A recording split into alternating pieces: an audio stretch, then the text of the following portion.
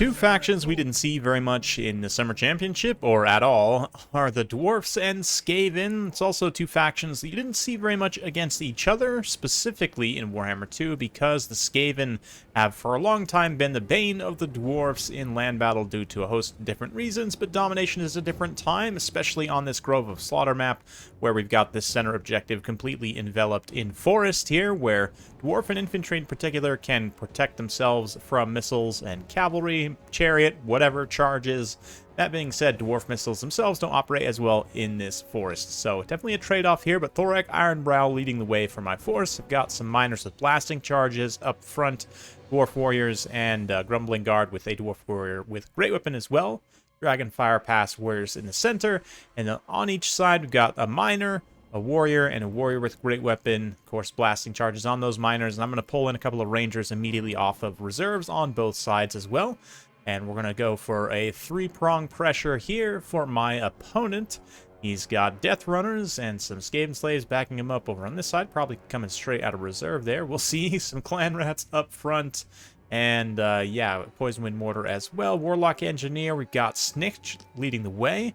A couple of Death Runners here as well. Death Runners are one of the reasons why this matchup was so unfavorable for Dwarfs. But let's see what we can do here. Some more Skaven Slaves there in the back. Let's take a look at the reserves real quick. In my reserves, I've got the Sky Hammer. Oh, yes, that's right. We'll get to that more in a minute. 5 Slayers, 4 Rangers, and 2 Dwarf Warriors with Great Weapons. For my opponent's reserves, 3 Doom Flayers, including the Dwarf Thing Menace. It's got a Rattling Gun, 2 Rat Ogres, 3 Wolf Rats, 2 Night Runners with Slings, Clan Rat with Shields, and 2 Skaven Slaves.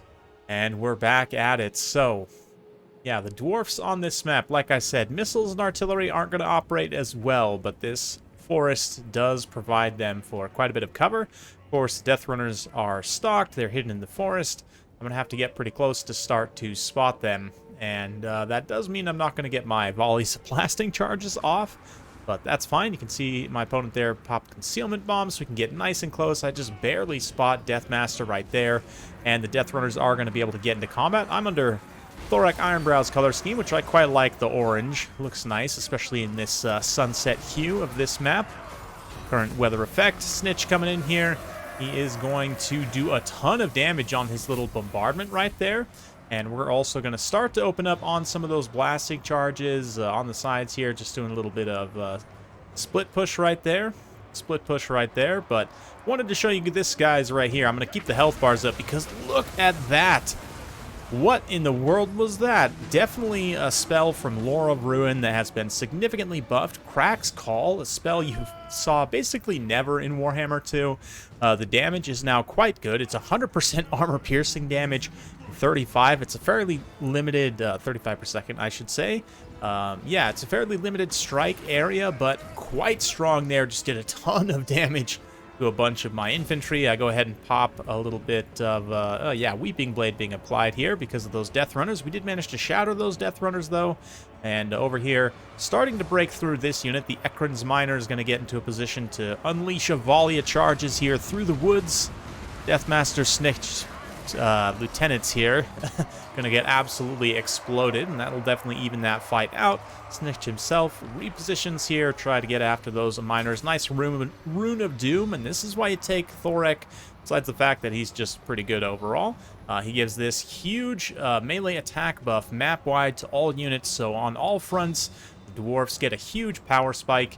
And over on this side as well, it doesn't last too long, but it helps us get in potentially a little bit of extra damage. Death Runners engaging, Skaven Slaves as well. Yeah, should be able to get in here and cut those Rangers up pretty quickly. But overall, I mean, obviously the leadership of just Skaven Slaves is not going to get them too far in terms of capturing the objective. The center has been capped by Skaven, but Dwarfs are capturing both number 1 and number 3 here on both sides. Not often you see Dwarfs successfully split push, but that is, you know, how things are going right now. Meanwhile, over here, THOREK continuing to fight it out. He's got to be careful not to get assassinated by the Deathmaster here.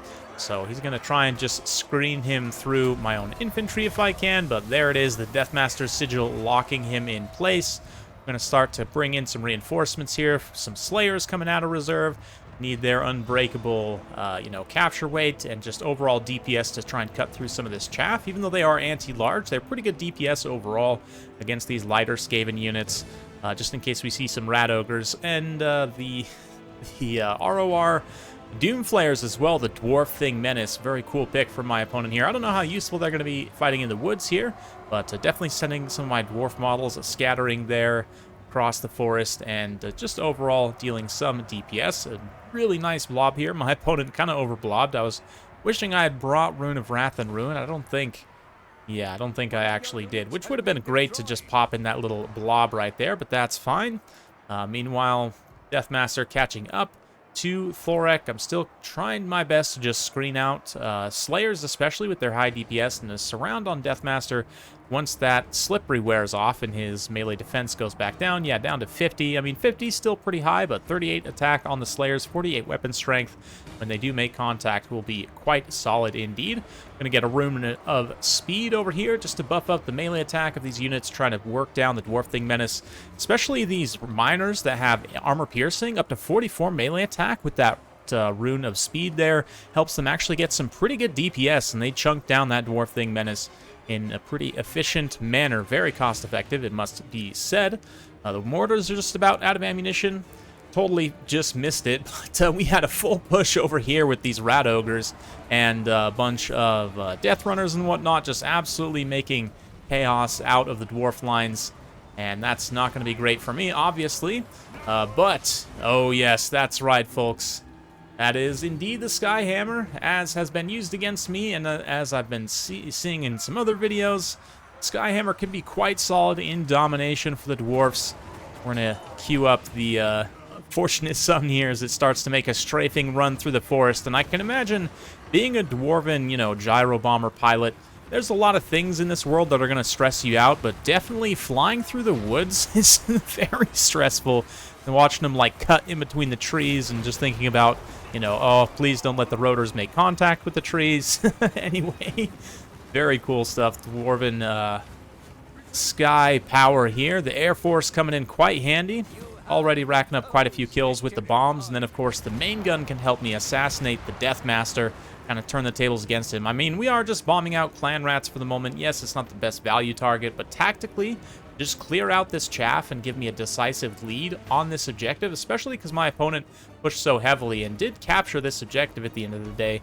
Now coming back with these wolf rats trying to screen my forces from getting to this objective while he tries to counter push here, but I'm not exactly sure. It looks like we've got some death runners. Yeah, more clan rats coming in, but a little bit of a combo here. The suppression combined with the Rune of Slowness from THOREK puts Deathmaster down to minimum speed. Yeah, he's, what, 27 speed? Maybe not quite minimum, but there we go, down to 14. Yeah, he is just crawling through the woods right here, getting absolutely blasted by the multi-shot of the Skyhammer, so great use of that ROR there.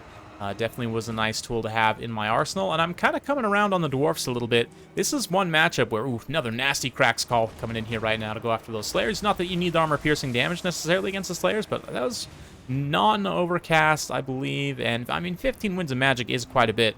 Against Slayers, you'd probably want to use Scorch, which is also pretty good now in my experience.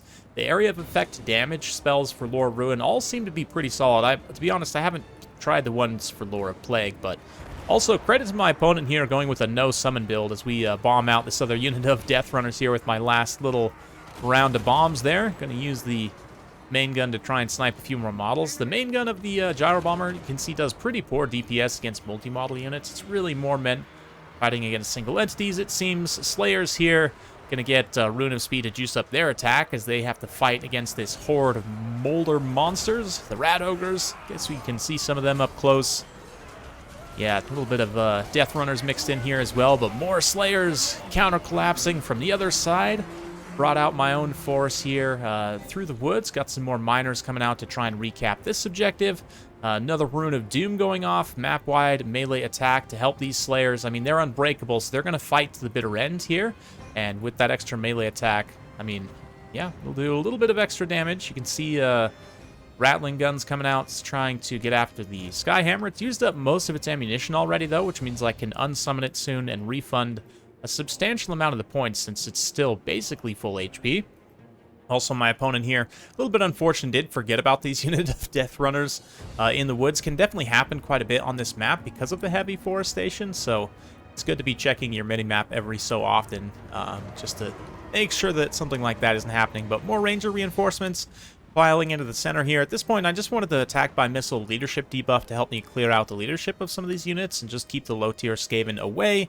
You know what they say, a quarrel a day keeps the Skaven away, right? Nice little crossbow bolt to the face. Anyway, miners here get intercepted by some clan rats in the forest, though. They get just blocked from the objective, and me being a full potato does not notice in time. And yeah, we'll get some blasting charges going there relatively shortly and clear up that situation, but it's just fine for the time being. We were able to recapture the center here with THOREK, Slayers, and the Rangers also kind of hiding on the edge of this objective. A little cheeky positioning here where the corner of both units is on the corner of the objective, and technically both units are getting their full capture weight, but man, did I mention how much I love that orange color scheme? It is quite bright, but especially in this this environment, it stands out quite nicely, it must be said.